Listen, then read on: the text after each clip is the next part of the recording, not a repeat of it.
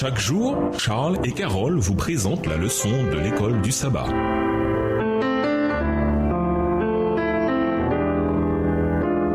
Bienvenue dans votre émission. Dieu nous parle. Nous voilà à la leçon 8, organiser sa réussite. Étude de la semaine, Ecclésiaste 12, le verset 1, Genèse 2, le verset 15, 2 Timothée 5, le verset 8, Colossiens 3, les versets 23 et 24, Genèse 39, les versets 2 à 5, Proverbe 3, les versets 5 à 8. Verset mémorisé, quoi que vous fassiez, faites-le de cœur, comme pour le Seigneur et non pour les hommes, sachant que du Seigneur vous recevrez la récompense de l'héritage, vous servez le Seigneur Christ. Colossiens 3, les versets 23 et 24 dans la version Darby. La plupart des gens veulent avoir une vie réussie et heureuse. Bien entendu, dans un monde déchu où toutes sortes de tragédies et de catastrophes peuvent frapper à tout moment, cet objectif n'est pas toujours facile à atteindre. Et puis, il y a la question de comment nous définissons la réussite. Prenons le cas de Joseph en Égypte. Quand on imagine une vie réussie, on pourrait prendre comme exemple celle de Joseph. Non, de la prison au palais. Quelque chose dans ce genre. De notre côté, que dire de Jean-Baptiste? Il est passé de la prison à la tombe. Peut-on qualifier sa vie de réussie? À nouveau, tout dépend de la définition que l'on donne de réussie. Cette semaine, nous examinerons l'idée de réussite dans le contexte de la gestion et des principes financiers fondamentaux. Peu importe qui nous sommes, où l'endroit où nous vivons, l'argent et les finances font partie de notre vie, que cela nous plaise ou non. Dans ce cas, quelles étapes pratiques peut-on suivre en chemin qui pourraient, bien que ne garantissant pas la réussite, entre guillemets, nous aider à éviter les écueils et les erreurs habituelles qui peuvent rendre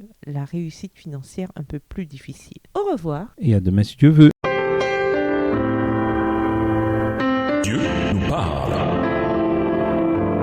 Chaque jour, Charles et Carole vous présentent la leçon de l'école du sabbat.